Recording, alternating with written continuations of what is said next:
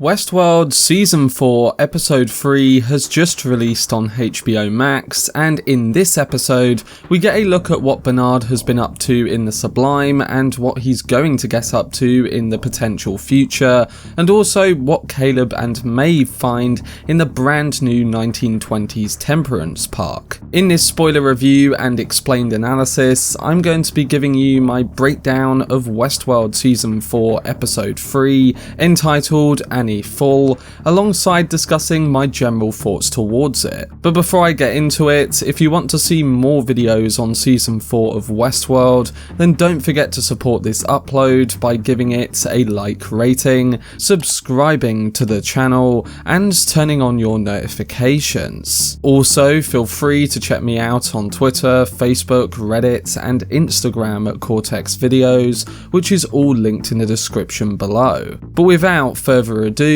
let's dive into my review and explained video for Westworld Season 4 Episode 3. So in Westworld Season 4 Episode 3, we learn that our characters have found themselves in familiar loops, yet ones with quite unpredictable outcomes. But as Bernard states, nearly all the paths could lead to destruction. Like most of this season so far, we've seen familiar traits from Season 1 be twisted, and Episode 3 definitely calls back to many ideas and situations. In particular, both plots in this episode mirror each other, with Bernard's emergence into the real world reflecting that of Season 2, and Maeve's return to a Delos theme park putting a nice spin on her original escape plan. And not to mention that both Maeve and Bernard are both armed with the knowledge of what the other person is going to do before they do it. Maeve can of course access her memories from Sweetwater and warn Caleb not to interact with the story, and then with Bernard, we have a host who can now see all the paths that they could be on and hopefully stay on course with the right one. Speaking of Bernard, let's start by discussing what exactly he has found since we last saw him. So as we saw at the end of Season 3, Bernard has been given access to the Sublime by Dolores, and it was a mystery surrounding what he would find there or why he would need to go inside. We start right as he wakes up with the classical borders on screen to let us know that we are back in the Sublime, and once walking out of Arnold's house, he comes out to the Green Hills and discovers a pale white horse wandering through different scenarios and locations. One of them is Westworld, and another is the ending war with Rehoboam. But the last one we transition to is a white tower, the tower in the drawings that Christina found, and the one that we presume Dolores is in control of, thanks to the previous trailers for Season 4. Once inside the tower, Bernard finds out who that white horse relates to, and it's none other than Akecheta, who we last saw entering the Sublime at the end of Season 2. If you remember, his code was programmed as a white horse, and the man in black was coded to be visible as a vulture in his fidelity test retelling of those events, so the details were all there to begin with. But once meeting Akecheta here, Bernard tells him that the world outside is in trouble and needs their help. Akecheta isn't going back with him, but instead he offers him a gift to help save the world before there's no hope of survival left. It seems that time moves very differently in the Sublime, as Bernard is given quick flashes of all the different paths that could take place. He sees the MafiaWorld park covered in dust and apparently centered in New York, so that must be where Maeve and Caleb currently are. He sees shots of the Hoover Dam facility that host Man in Black took too. He sees the tower, and we also get an image of Bernard reaching out for what looks like a fly in the sand. So while we don't know what all these images could mean, what we learn about Bernard is that now he's essentially Doctor Strange in Infinity War, seeing all the destructive paths and realizing that there might be one path that could lead to them coming out alive. Akecheta asks him if he can see where this is all heading, and Bernard tells tells him that he does. We do learn, however, that in every scenario, Bernard dies, and while he could choose to stay and not return to the real world, Bernard still has a love to save humanity. So as a whole, Bernard was given a gift by Dolores, and that gift is to see the possible outcomes of the future. He's going to take that up and go on a mission to save humanity, even if it means dying in the process. We'll have to see, but it's clear that Bernard is going to be on a mission in the future to hopefully save humanity using the one path that could make that happen. So we cut to Bernard covered in dust as we saw him at the end of season 3 when he wakes up in the motel. He is welcomed back by Stubbs, who has apparently been looking after him for years, and an actual time frame isn't given, but based on a potential theory I've had for a while about a new character being a grown-up version of another, I would say it's been at least a few decades. In conversation with Stubbs, he's now able to finish his sentences in turn, saying that he's eliminated half of the potential destructive paths he saw. He tells Stubbs to meet him outside and to bring a shovel because he needs to test a few things in the beginning of this path that he's set on. So they drive away from the motel and stop at the road's end diner, where Bernard explains to Stubbs that he's trying to recognize and clarify the different choices that set in motion the path they are on. Essentially, the small choices that trigger different variants of this timeline. The aim is to trigger these so that it will set in line a certain series of events in the aim of making the one path of saving the world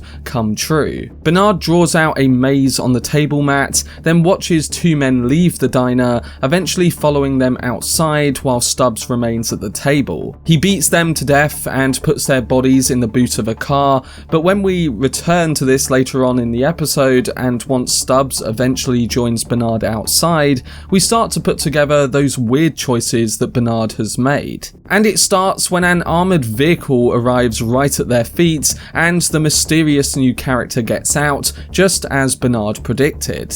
This woman is the new character played by Aurora Perrineau, who Bernard tells Stubbs is the key to saving the world. In my predictions video since the trailer for episode 2, you'll know that I've been saying that I think this mysterious new character is actually Caleb's daughter Frankie, all grown up in the future. And add on the fact that this episode literally includes a whole subplot featuring her as a child, and I think it's becoming pretty clear that this could be her, grown up and fighting for the cause. We'll have to see, and they could throw a curveball at us surrounding when this timeline is, but it does look very possible that this is her leading the resistance in the near future. And if that is the case, then I think we are looking at a few decades of time having passed, presumably around 20 years. With the amount of dust in Bernard's room, the flashes of images in the Sublime showing us the 1920s park in a near future covered in dust, and this new character potentially being Caleb's daughter all grown up, I think that's what we are seeing. But coming back to that meeting with this new character, Bernard shows her the maze drawing that he previously sketched at the diner, and it results in her asking him how long he has been with the cause. So the maze is essentially the symbol for this resistance in what we presume is the future timeline. Bernard lies and tells her that he's been with the cause for lifetimes, and with that, he and Stubbs get in the vehicle with their shovel. She immediately pulls guns on them, and in return, Bernard hands her a bag where she finds the decapitated heads of one of the men Bernard just killed. It turns out that they were hosts, and Bernard says that these men were set up to infiltrate her operation. Bernard tells her that he can help her organization if she takes him and Stubbs to the condemned lands, so it seems he already knows exactly where her group have been hiding and what they have been searching for. If I had to guess, this could be the original Westworld park, especially because of the episode trailers showing Bernard or this group of fighters walking around one of the facilities in this timeline. And the fact that the security lasers that they come up to look exactly like the beams we saw in season 2's The Raj when Emily was escaping that tiger make me instantly think that that's where they could be heading. But wherever it is, what we know is that they are trying to find something important there. But anyway, the new character agrees to take them to the condemned lands blindfolded, and after disabling some traps in the desert, they are both greeted by the rest of the crew, which includes Daniel Wu's new character. They arrive in armoured vehicles and on speeders, very reminiscent of something you'd see in a Mad Max film. Bernard tells them that he knows where to find the weapon in the sand that they are looking for, giving them a good purpose to keep him around. It's mysterious what this weapon actually is, but we'll soon find out what this new resistance are after in the coming episodes. And this is where we come to the second timeline and narrative of episode 3, which continues with Maeve and Caleb having entered a new park at the end of last week. In the Golden Age, or Temperance, or even MafiaWorld, Caleb and Maeve arrive and then walk through a series of rebooted loops that we know from Westworld. It's an enjoyable start to this new park, reminiscing on moments like the bounty on the wall, or Caleb bumping into one of the hosts soon after he gets off the train. Maeve has to essentially keep stopping Caleb from interacting with these familiar story loops and tells him that they need to get to an underground level by dying. It's kind of a cool reverse to William, who we know got sucked in during his time at the park. But Maeve and Caleb also come to this park's version of the Mariposa Saloon, which is now called the Butterfly Club, and Maeve doesn't like the way they've reimagined the club, or even its versions of her or Clementine. One of the hosts at the bar says that she wants to find a hidden Easter egg or narrative, and Maeve and Caleb wait for another moment to repeat itself. That moment is of course a new take on the famous Paint It Black robbery from season 1 and from Shogun World in season 2. The piano begins a 1920s version of Metallica's Enter Sandman, and in comes the Temperance version of Hector and Armistice to perform the same events as they did in Sweetwater. Caleb notices the sadness Maeve feels towards Hector and asks if she used to know him. She says no, because of him being just a fake version of the man she once knew. But this all comes down to a point where they have to find a way to get underground with the other dead bodies. So Maeve and Caleb shoot the other hosts and pretend to lie on the back of the Undertaker's truck. And when they get below, things immediately seem to appear off as the alarm goes off, and they soon find themselves under attack by a Temperance Dolores, Teddy, and Angela as a kind of reenactment of what we saw in season 2 when the host stormed the Mesa. Maeve realizes that this is the secret game that the host was talking about at the Butterfly Club, meaning that even the control labs below are a part of this game too. While under fire from the Temperance versions of classic characters, Maeve uses her powers to find the entrance to the real lower level, taking a shot in the shoulder before they descend into an elevator. On the way down, Caleb repairs her shoulder, and when they arrive at the real lower level, they discover a hidden lab run by the faceless hosts from season 2. We see that they are infecting flies with the black goo we saw in the trailer for this episode, the same that came out of Anastasia Whitney's bullet wound back in episode 2. And when Caleb stands in front of one of the glass chambers filled with these infected flies, they begin to swarm towards him on the glass. Before they can figure out what all of this means, Maeve then starts to hear music playing that Caleb apparently can't hear, following it to another side of the lab. I can only assume that this is the same music that the homeless man was talking about in Christina's narrative, and this really does make that all the more interesting, suggesting that maybe we're seeing this take place at a similar time and not as far into the future as some of us were predicting before. We still need more footage and clues surrounding that to put it together, but that's just something to keep in mind going forward with Christina and wherever she actually is. Also, before we come to the ending of episode 3 with Caleb and Maeve, we do get another narrative point in this episode, and it revolves around Caleb's daughter, who we saw back in episode 1. While Caleb and Maeve have been in this new park, it seems that his bodyguard named Carver has been replaced by a host. Frankie discovers the body of the real Carver, and her mother Uwade tells her to hide. The host version of Carver searches the the house and discovers Frankie in her bedroom closet, but with a distraction from Frankie's toy gun, Uwade shoots him in the head and escapes with her daughter. This is played over the final scene with Caleb, making you think that the version of his daughter he sees in this new park is one that is being controlled by the flies. But as we soon learn, it turns out to be the complete opposite and a trap set by Halores and Host Man in Black. Coming to this ending, Caleb and Maeve discover screens that observe human test subjects for something called Project Chrysalis. We see a large tower-like device creating the music that Maeve had been hearing, and this device looks identical to the one we saw in the Weeks Ahead trailer at the tower, with Halores standing there. So maybe something similar is about to happen in New York, and the version of this in MafiaWorld is a part of the experiment there. It's not clear over what the distinction is currently, but that would be my current guess. And especially if we consider what happens at the end of this episode with Caleb. Maeve and Caleb see that the test subjects are controlled by the music, with Jim Navarro, the Justice Department we saw in last week's episode, being one of them. Maeve tries to unlock their cells but can't break through, and as we learn with Navarro, the music makes him pick up a gun and shoot himself in the head.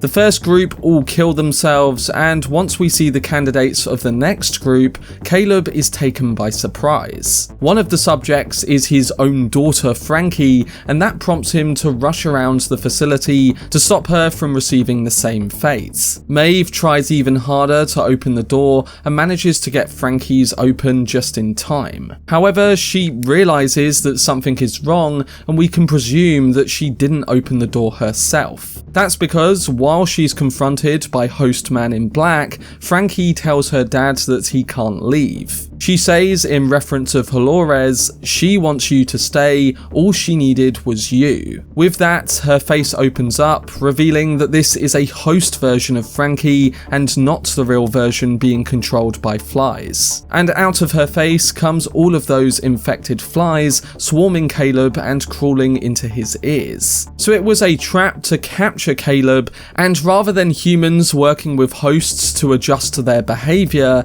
this park is about hosts experimenting on humans via those creepy flies. Flies and hosts are the key to the plan of Halores, and Caleb was an easy option, using a fake version of his daughter to get him under their control. With him being one of the only human main characters left, things are looking pretty bad for humanity, even if Caleb's wife and daughter are still on the run. But as I suggested before, the humans might have hope if his real daughter turns out to be that character all grown up in Bernard's timeline and fighting for the resistance in the future. We'll soon find out, and I'm looking forward to seeing exactly how long it's been since Bernard woke up, and whether the world can be saved after what potentially happens in the events with Maeve and Caleb.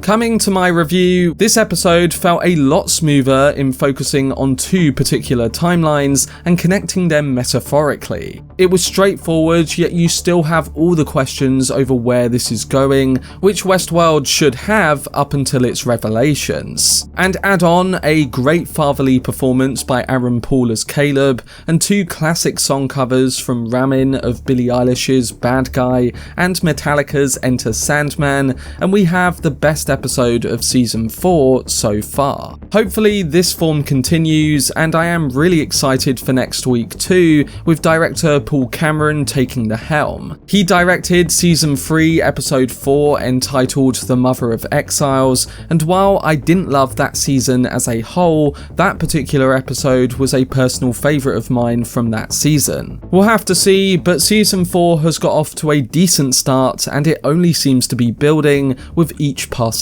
episode.